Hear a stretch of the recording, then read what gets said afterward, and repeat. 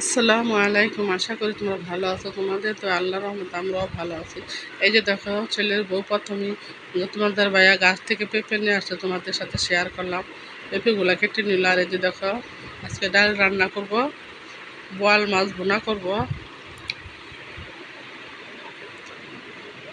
আর এই যে বেগুন দিয়ে মাছ দিয়ে রান্না করব। এই যে দেখো, প্রথমে ডালটা বসায় দিছি।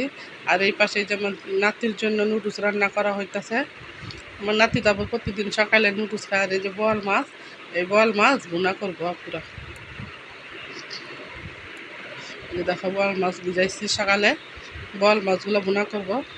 আর বেগুন দিয়ে মাছ দিয়ে রান্না করব।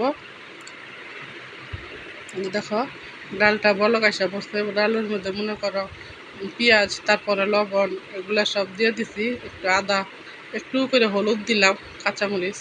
কারণ ডাউল বেশি লাল হয়ে গেলে তা পুরো ভাল লাগে না, ডাল বেশি লাল ভালো দেখা যায় না।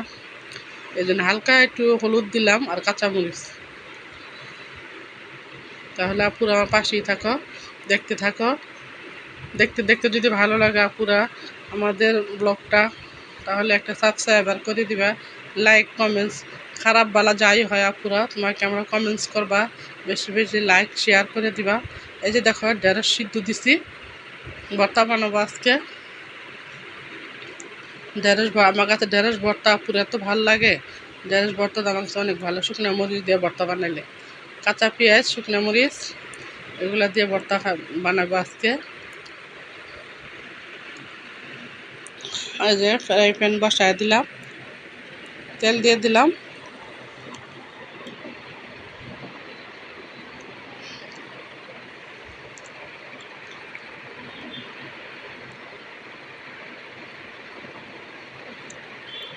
যে গরম হয়ে গেছে, এখন ডালটা বাগার দিব পুরা। একটু পাঁচফোড়ন দিয়ে দিলাম ডাইলে, রসুন, কাঁচামরিচ, রসুন, পেঁয়াজ, কাঁচামরিচ তো দিছি পুরা। যে পাঁচফোড়ন দিলাম একটু গ্যারানের জন্য।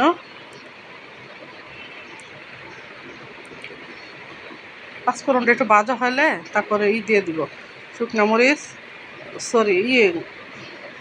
রসুন আর পেঁয়াজ দিয়ে দিব। এগুলো লাল লাল হইলে তারপরে বাগারটা দিয়ে দিব। কেউ বাগার বা কেউ সম্বাদ বলে, যা যাই বলে কাপুরা একটা বললেই হয়। এই দেখো,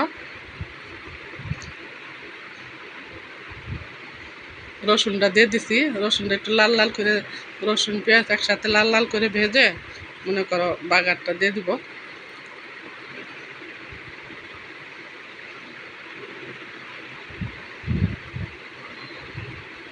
আজকে পুরো ডাল খাইতে মন চাইলো, ছেলের বউকে বললাম ডাল বসায় দাও আজকে। দেখো, ঘন করে ডাল রান্না করবো আজকে। এই যে দেখো, ডালের কালারটা কেমন হয়েছে আপুরা তোমরা কমেন্টসে বলবা। বেশি বেশি হলুদ দিলে আপুরা ডালের কালারটা মনে করো একটা লাল হয়ে গেত, ভালো দেখা যেত না। যে দেখো কত সুন্দর কালার হয়েছে, খাইতো আপুরা অনেক টেস্ট হবে।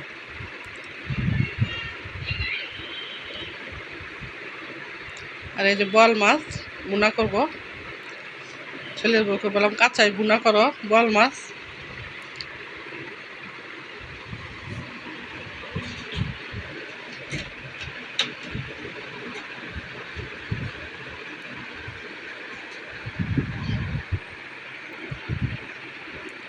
মানুষ সবসময় তা পুরো বলি, কারণ মাছ ভুনার মধ্যে একটু একটু করে সবই দিতে হয়।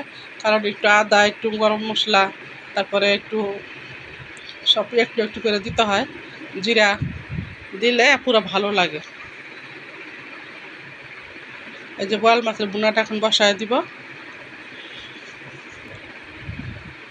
কাঁচা ভুনা করবো আজকে মাছটা পুরা।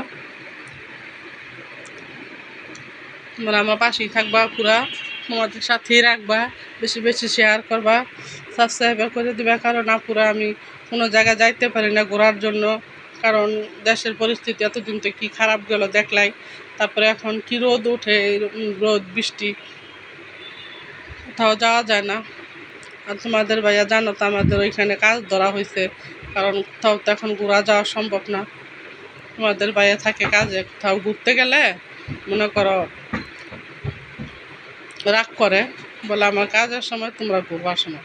আর এই যে দেখো, তোমাদের ভাইয়া যে আমরা নিয়ে আসছে, কে কে তোমরা এইভাবে পড়লে আমরা ভর্তা খাইছো, শুকনো মরিচ তারপর চিনি এগুলা দিয়ে ভর্তা বানাবো।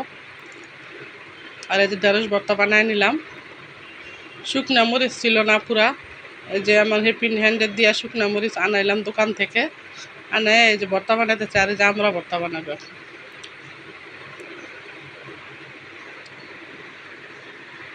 তোমরা কে কে এই যে চিনি দিয়ে দিলাম, দুইটা শুকনো মরিচ দিয়ে দিলাম। তোমরা কে কে এইভাবে আমরা ভর্তা খাইছো পুরো কমেন্টসে বলবা।